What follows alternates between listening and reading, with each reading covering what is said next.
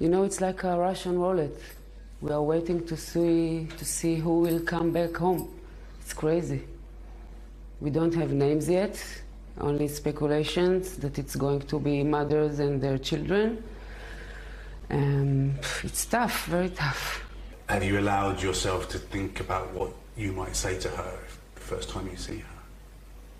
I don't think I will speak. I will just hold her and hug her, and I won't ask questions, that's for sure. And I just want to hold her. That is the mother of a hostage who is being held by Hamas right now. She may soon see her daughter following a significant diplomatic breakthrough in the Middle East. There's a tentative deal to release dozens of people who were captured by the terrorist group more than 6 weeks ago. We're going to get a live report from Tel Aviv in just a moment. This all comes as the U.S. military is becoming more aggressive in its response to attacks against service members in the wider region. Retired four-star Navy Admiral James Stavridis joins us with expert analysis on that and much more. Also ahead, we're going to go through the new Donald Trump dilemma for Democrats. Party officials seem to be shifting their strategy on how much coverage they want the former president to receive. Not that they have a say. Good morning and welcome to Morning Joe. It's Wednesday, November 22nd. We begin with that breaking news. Israel and Hamas agreeing to a deal to release some of the hostages kidnapped during last month's deadly terrorist attack. Qatar, which has been mediating the negotiations, made the announcement last night. The terms of the agreement include a 4-day pause in fighting. During that time, 50 women and children will be released in stages. In exchange, 150 Palestinian women and children who are being detained in Israel will be freed.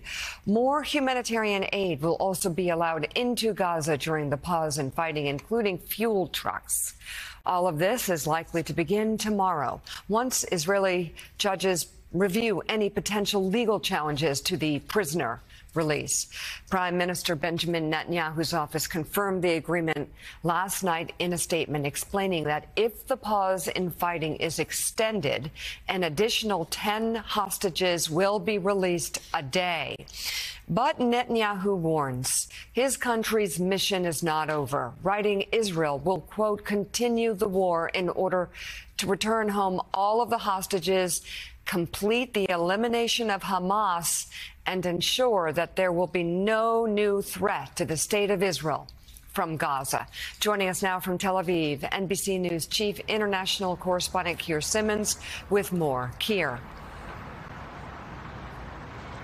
Well, I think it's a sign of the political and national angst here in Israel that it took 9 hours of meetings of the Israeli government for Israel to decide that it would sign up to this 4-day pause. Now, it may extend. At this point, what we understand about the deal is that there will be 50 hostages, women and children, civilians, released in exchange for 150 Palestinian women and children released from Israeli jails. That there will be a pause in drone flights over Gaza, that there will be humanitarian aid, including fuel, a lot of it, maybe 300 to 400 trucks going in to Gaza. So the deal is now pretty clear. It's been mediated by Qatar and Egypt and overseen by the US. And overnight, actually in the early hours of this morning, President Biden praising those two countries, thanking Prime Minister Netanyahu, who pushed through this deal overnight with that message that you described, Mika, of saying that if just because there's a pause, it won't mean that the war is over, pushing it through with his Likud party and pushing it through despite the objections of the right in the Israeli government. But as your sound at the beginning of this in our interview showed, for the families, the situation is pretty much the same. They are still waiting. We had a chance to speak to the great aunt of Abigail Moadan, that 3-year-old American Israeli hostage who that family hope, her parents were killed, but the rest of her family just hope that she will be released in time for her 4th birthday on Friday. Take a listen. think about her brother and sister who both watched their parents be murdered on October 7th. And Abigail coming home for them, for the grandparents, for the family, for all of us, is that one hope to have her back, embrace her. Her birthday is on Friday. She's turning 4. And to just imagine that she comes home and is with her family is our light right now in such a very dark and terribly horrific period.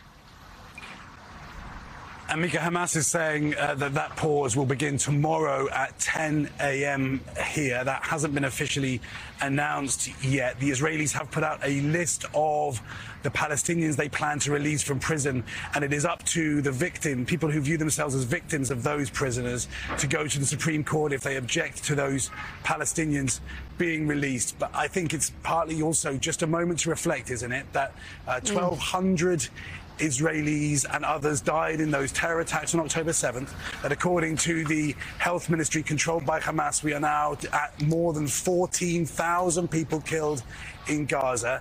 And right now what we have is a 4-day pause in which Hamas has attained the release of 150 prisoners. NBC's Keir Simmons, thank you very much.